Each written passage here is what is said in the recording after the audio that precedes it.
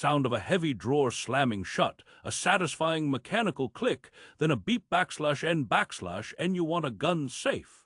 You need a gun safe, but you're looking at these giant, heavy, expensive vaults and thinking, there has to be a better way, maybe for a pistol, maybe for some valuables, something fast, something simple. That's exactly where the Barska top opening drawer safe comes in. It promises quick access and solid security in a small package. But here's what surprised me.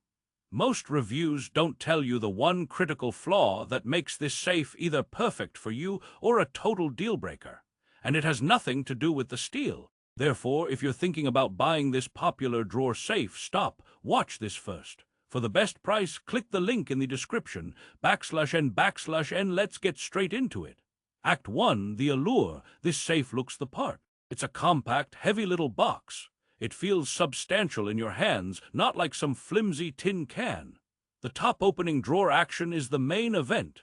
You punch in your code on the keypad, it beeps, and you pull the drawer straight out towards you. No fumbling with a door swing. No awkward angles. It's fast. That's the core promise, bedside or closet quickness. The biometric version adds a fingerprint scanner right on top for even faster access. They market it for a pistol, some documents, maybe some jewelry. The specs list pry-resistant doors, live-locking bolts, and a backup key. On paper, and in your hands initially, it feels like a winner. You're probably imagining it bolted down in your nightstand, ready to go. But, and this is a massive but, that feeling of security is a trap. Because the true test of any safe isn't when you're calmly opening it. It's when someone else is trying to get in. \n, which brings us to Act 2, the deep, deep dive. Let's start with the good, because there is good.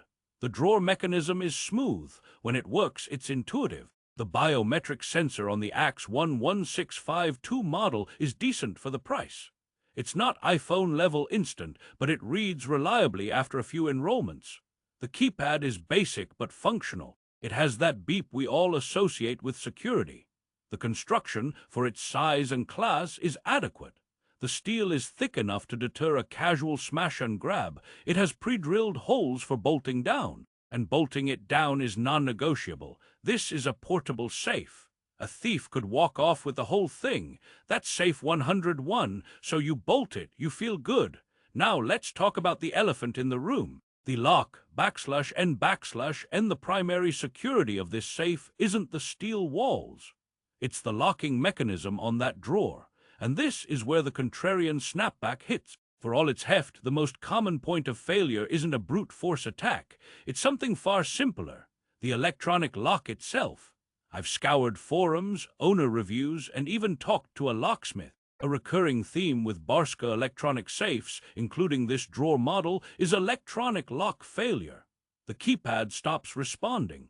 The biometric scanner dies. You're left with the backup key, which is fine until you realize the backup key lock is a wafer lock, not a high-security lock. A basic wafer lock that can be picked by a novice with a cheap set of picks in under a minute. I'm not exaggerating. There are videos online. So your high-tech biometric safe can, in a failure scenario, become protected by a lock you could open with a paperclip. That's the first major compromise, \n, but let's say the electronics hold up. Let's test it against its intended purpose, quick access. The drawer design is a double-edged sword. Yes, it opens straight out, but that also means the entire front face of the drawer is a potential attack point. A small crowbar, or even a large flathead screwdriver, can be inserted into the seam between the drawer and the safe body. With enough leverage, and because the locking bolts are on the drawer itself, you can potentially pry it open. It's not easy, but it's a known vulnerability of top-opening drawer designs compared to a safe with a door that swings open. A swinging door has hinges, yes, but the lock side is usually much harder to attack directly. Here, the lock side is the attack point. It's like the difference between trying to kick down a door versus prying open a filing cabinet. Different techniques, different levels of difficulty. \n now for the jokes. 1. This safe is like that friend who talks a big game at the gym but uses the machine wrong. Looks strong, but the form is off. 2. The backup key is so basic, I think it also opens my kid's diary. 3. Trying to fit a full-sized pistol and a spare mag in here is like playing Tetris on expert mode while someone's yelling at you. 4. If this safe were in a heist movie, the safe cracker wouldn't be the hero. He'd be the intern who gets it done during his coffee break. /n/n back to the review. The interior is bare bones. It's lined with a thin black foam. That's it. No adjustable shelves, no organizers, no door pockets. You're dropping your items into a padded box. For one pistol, it's okay, but anything with sharp corners or that you want to keep separate, you're adding your own foam or containers. The foam also holds moisture. If you live in a humid climate and don't use a desiccant, say hello to potential surface rust on your firearm. It's a small thing, but it matters. Another point, the beep. It's loud, great for feedback. Not great if you're trying to access it discreetly in the middle of the night without waking the whole house. There's no silent mode. /n/n. Let's talk about the biometric version specifically. The promise is instant access with your finger. The reality is mostly reliable access after a clean scan. You need to enroll your fingerprint multiple times from different angles. Dry fingers, slightly dirty fingers, a small cut, these can cause it to fail. And when it fails, you're back to the pin, which under stress is not ideal. The technology is older generation. It's not the worst, but it's not the seamless future tech the marketing might imply. You get what you pay for. And you are not paying for military-grade biometrics. /n/n. So, we have electronic lock failure concerns, a vulnerable draw-pry point, a comically weak backup lock, and basic internals. Why would anyone buy this? That's the crucial question, because for a specific use case, it's still a viable option. Therefore, we arrive at Act 3, the resolution. Who is this safe actually for? /n/, and this safe is not for securing your priceless heirlooms or your entire arsenal. It's not for defeating a determined, tool-equipped thief with time on their hands. Thinking of it as a safe in the traditional, impenetrable vault sense will lead to disappointment. Instead, think of it as a secure storage container or a quick access box. Its best use is as a layer of security for scenarios where speed and convenience are slightly more important than ultimate fortification. It's for keeping a handgun out of the reach of children or casual visitors. It's for securing a passport and some cash from a roommate or a hotel maid. It's a deterrent, not a fortress. /n used in that context, bolted down inside a locked drawer in a nightstand, hidden from plain view, it adds a meaningful barrier. It will stop a curious child. It will slow down an opportunistic thief who can't make noise or spend 10 minutes attacking it.